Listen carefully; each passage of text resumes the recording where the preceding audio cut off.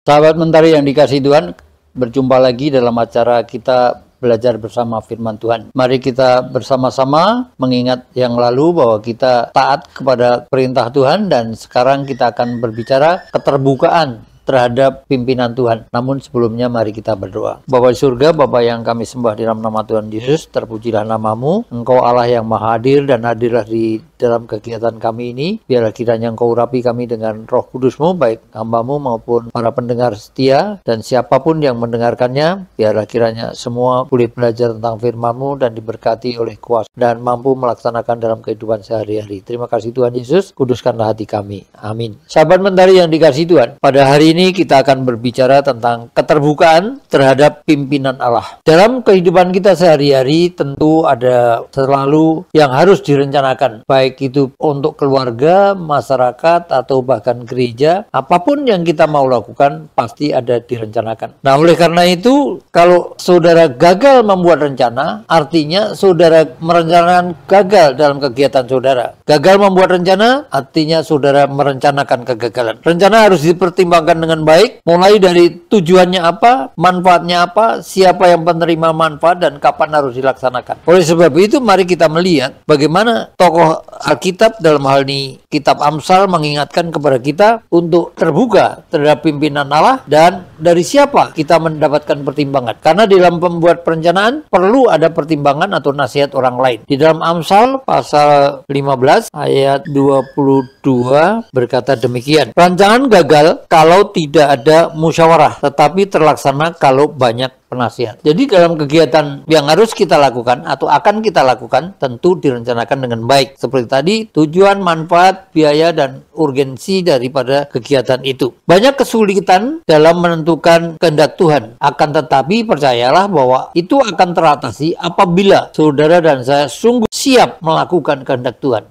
atau melakukan pimpinan Tuhan. Oleh sebab itu, itulah yang disebut kita mesti terbuka terhadap pimpinan Tuhan. Sahabat Mentari yang dikasihi Tuhan, Amsal 15:22 ini menunjukkan bahwa kita itu perlu ada penasihat, perlu ada masukan dari luar di dalam kita merencanakan sesuatu. Karena perencanaan yang baik tentu akan komprehensif dan dilakukan dengan sebaik-baiknya. Apapun yang menjadi kehendak Tuhan, siap kita menerimanya. Sahabat Mentari yang dikasihi Tuhan, tentu kita mencari nasihat pada lingkungan kita. Lingkungan yang baik akan menghasilkan nasihat yang baik, tetapi lingkungan yang buruk akan menghasilkan nasihat yang buruk. Nah, kita juga perlu rendah hati menerima dari orang lain, karena mentang-mentang siapa saya, kemudian tidak mau merendahkan hati untuk menerima masukan orang lain. Saya kasih contoh, Jethro, mertua Musa sama Jethro bukanlah dikatakan seiman kalau bahasa kita. Karena Jethro adalah imam Allah yang disembah oleh orang di sana, dia dewa-dewa. Jadi bukan Allah yang sebenarnya, atau bukan Allahnya orang Israel. Jadi dalam kaitan ini, kalau kata sekarang adalah istilahnya tidak seiman. Tapi kenapa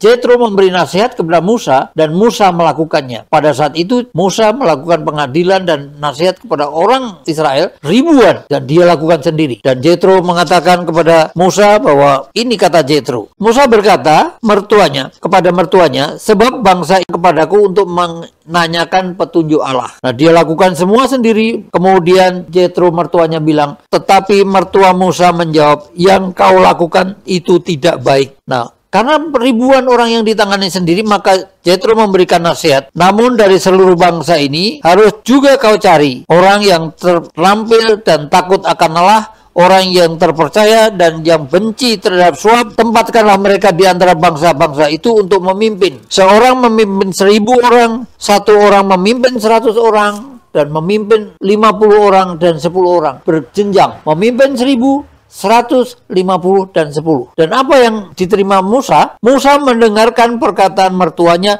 dan melakukannya. Segala yang dikatakan, perlu kerendahan hati, perlu keterbukaan untuk menerima nasihat orang yang sungguh-sungguh memberi nasihat yang baik. Pasti Musa akan mempertimbangkan itu nasihatnya baik atau tidak. Tapi oleh karena nasihat yang baik, Musa terima dan itu dilakukannya. Dan semua orang akhirnya terselesaikan dengan baik dan semua dipuaskan oleh pelayanan dari tindakan si Musa. Nah, sahabat Mentari yang dikasihi Tuhan, yang kedua, bagaimana Yesus menjawab pertanyaan-pertanyaan orang yang dilontarkan kepadanya berkaitan dengan kepemimpinan Tuhan ini. Mari kita lihat Yohanes 17 ayat 17 yang demikian dikatakan, kuduskanlah mereka dalam kebenaran, firman-Mu itulah kebenaran. Orang-orang pertama kali di hadapan Tuhan harus kudus, itu persyaratan. Seorang yang ambil bagian dalam pekerjaan Tuhan atau mau melakukan pekerjaan Tuhan sebagai pribadi maupun hamba yang bersama-sama harus kudus kehidupannya. Kuduskanlah mereka dalam kebenaran, firman-Mu itulah kebenaran. Sahabat mentari yang dikasihi Tuhan, saudara ingat di dalam kitab Yohanes pasal 15 ayat yang ketiga dikatakan, kamu memang sudah bersih karena firman yang telah kukatakan kepadamu. Firman Allah membersihkan saudara dan saya kalau itu saudara dan saya mau merenungkan, membaca, mempelajari, dan akhirnya melakukan dalam kehidupan kita. Allah membersihkan saudara dan saya melalui firman-Nya. Masih ingat 2 Timotius 3 ayat 16? Firman Allah bermanfaat untuk menyatakan kesalahan, memperbaiki kelakuan, dan mendidik orang dalam kebenaran. Yang pertama kali mengajar. Saudara dan saya diajar oleh firman Tuhan, saudara dan saya dinyatakan kesalahannya, saudara dan saya diperbaiki kelakuannya, saudara dan saya dididik dalam kebenaran. Itulah kuasa firman Tuhan yang membersihkan saudara dan saya. Roh Kudus menolong saudara dan saya untuk hal itu. Sahabat mentari yang dikasihi Tuhan, oleh karena itu kita pun bisa melakukan pengudusan melalui mengakui dosa kita. Kalau saudara masuk gereja selalu dikatakan, mari kita mengakui dosa kita. Jika kita mengaku dosa kita, Allah itu setia dan adil sehingga Dia mengampuni dan menyucikan saudara dan saya dari segala kejahatan. Sahabat mentari yang dikasihi Tuhan, kalau kita sudah melakukan dengan baik dalam rangka pengudusan, maka saudara dan saya harus melakukan petunjuk Allah itu dengan segenap hati, bukan hanya di hadapan orang saja untuk kalau istilah sekarang ABS, asal Bapak senang. Saudara jangan melakukan seperti itu, tapi lakukanlah dengan segenap hati saudara apa yang Tuhan kehendaki bagi saudara. Allah memberkati saudara dan saya jikalau saudara betul-betul menggenapi perintah Tuhan dengan segenap hati, bukan untuk mencari puji-pujian yang sia-sia dan untuk mencari nama, tapi Allah harus melakukan itu semua bagi saudara, menuntun saudara, dan saudara sebaliknya melakukan dengan sepenuh hati. Kalau kita bicara tadi ada nasihat, kemudian seperti ada syarat pengudusan diri, bersih dari firman Tuhan, mengakui segala dosa kita, dan kemudian melakukan dengan segenap hati, maka ada faktor-faktor yang menolong saudara dan saya untuk terbuka atas pimpinan Tuhan. Yang pertama, Efesus 5 ayat 15, jangan saudara hidup seperti orang bebal, tetapi hiduplah seperti orang arif. Orang bebal, orang yang mau mencari keinginannya, memenuhi keinginan sendiri, mencintai dunia, kekejaman, kejahilan, dan lain sebagainya. Karena itu dilakukan orang yang tidak mengenal Tuhan. Oleh sebab itu, ini ada kaitannya dengan bebal, itu kehidupan lama sebelum menerima Kristus. Orang-orang di Efesus hidup di dalam kegelapan, tapi sesudah terima Kristus, hidup di dalam terang. Oleh sebab itu diingatkan, jangan hidup seperti orang bebal, tetapi hiduplah seperti orang arif, orang yang bijaksana, orang yang mengerti apa yang baik dan yang benar. Sahabat mentari yang dikasihi Tuhan, kita juga perlu hidup dalam damai sejahtera.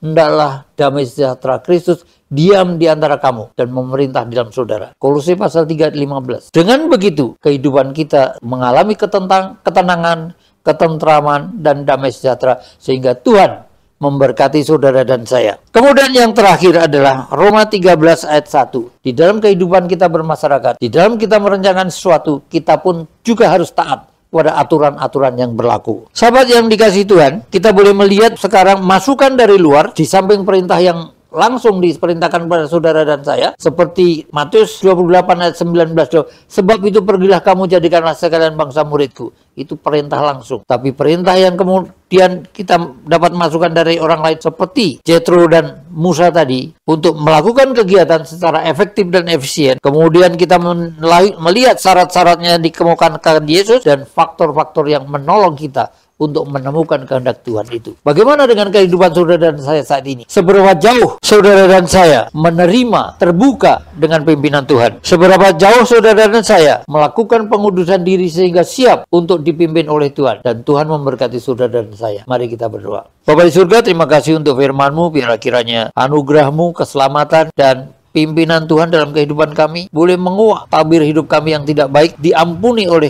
kuasa-Mu, dibukakan hati kami untuk menghilangkan semuanya itu, dan sungguh-sungguh kami akan melakukan dengan segenap hati atas pimpinan Tuhan. Terpujilah nama Bapa, dalam Yesus kami berdoa. Amin.